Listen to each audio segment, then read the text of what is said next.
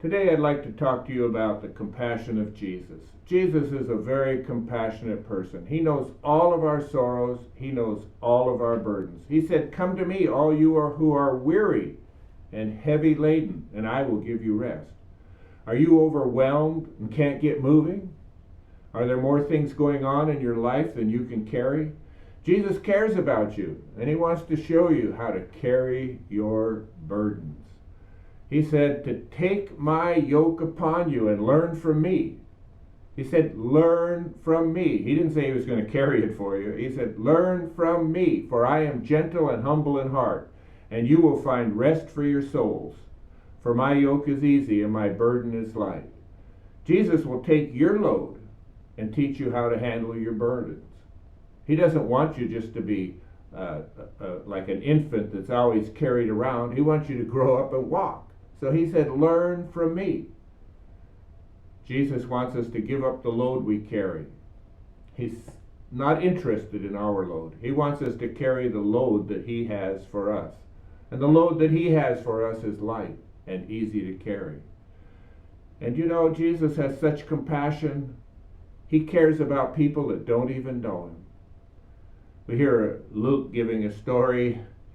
In chapter 7 it says, "And when he came near the gate of the city, behold, a dead man was being carried out, the only son of his mother, and she was a widow." Well, that might not mean a whole lot to us today, but in that day, a widow depended on her son. And without him, since it was her only son, she had no source of income. She'd have to live with relatives. She'd have to maybe become a beggar. Who knows what was going to happen to this widow? And there was a large crowd from the city with her. When the Lord saw her, he had compassion on her, and he said to her, "Do not weep." Then he came and touched the open coffin, and those who carried him stood still. And he said, "Young man, I say to you, arise." So he who was dead sat up and began to speak, and he presented him to his mother. How joyful was the mother!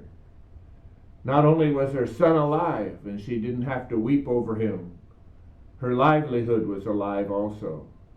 It says in Matthew, "Now Jesus called his disciple to himself and said, I have compassion on the multitude, because they have continued with me 3 days and have had nothing to eat. I do not want to send them away hungry, lest they faint." So Jesus had been teaching and preaching, and these people had been with him 3 days. And they probably didn't have much to eat. And anything they had to eat was gone. So the disciples looked around to see what they had, of course, and they had 7 loaves of bread and a few little fish. Well, when Jesus got a hold of what they had, he multiplied the loaves, he multiplied the fish, and the disciples kept feeding all these people. There was 4,000 men, plus the women and children. And they all ate from 7 loaves of bread and a few little fish. And as the story goes on, there was more left over. But what I'm really trying to bring out is Jesus cares about our needs.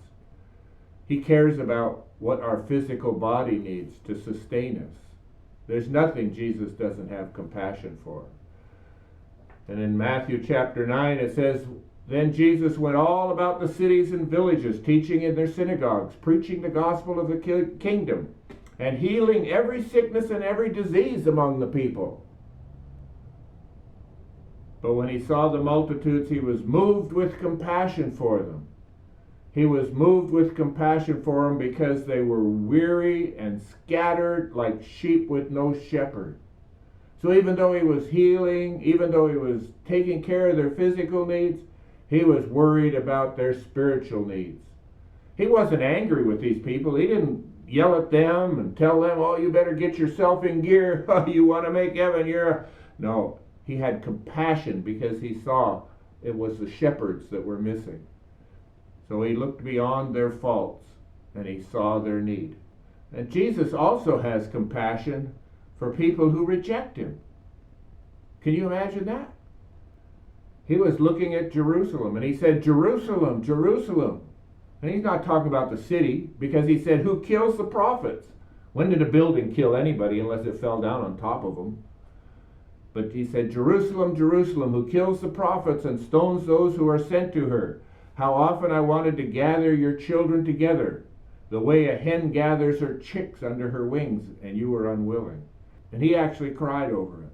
He wept over it. He said, if you'd have known in this day, even you, the things which make for peace, but now they have been hidden for your eyes.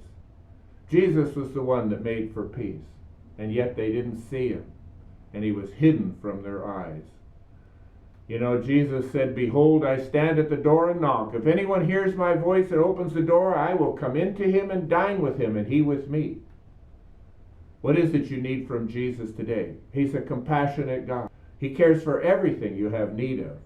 And what is it that you have need of from Jesus today? He's knocking on your door right now. He's with you right now.